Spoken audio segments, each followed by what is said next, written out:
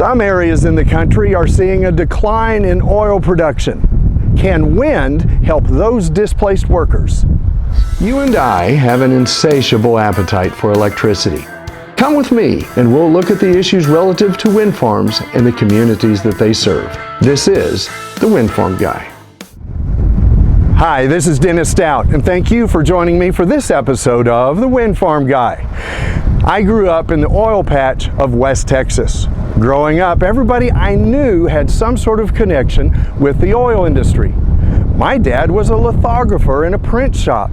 No, he didn't work in the oil field, but many of the things that they printed were for oil companies.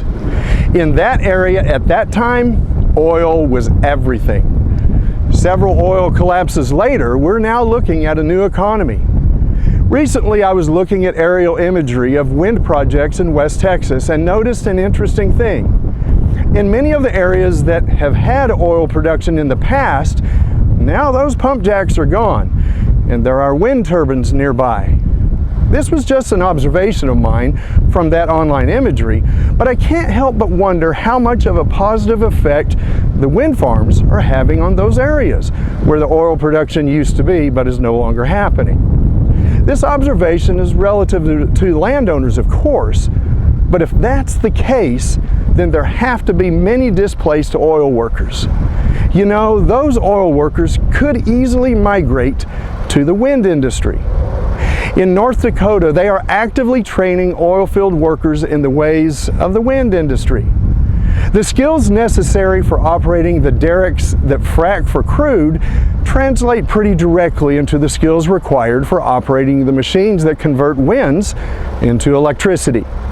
That is good news, not only because it's going to take lots of people to move the world from oil and gas to solar and wind, but because people who work in hydrocarbons are going to need new jobs now that the demand for hydrocarbons is dropping. California has already set 2035 as their zero emission deadline.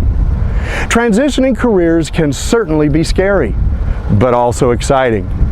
Wind farms are catching the attention of investors as renewables are now finding capital faster than fossil fuels, which means, for instance, that a single utility, XL for example, adds enough capacity annually across the upper Midwest to power 1 million additional homes each year.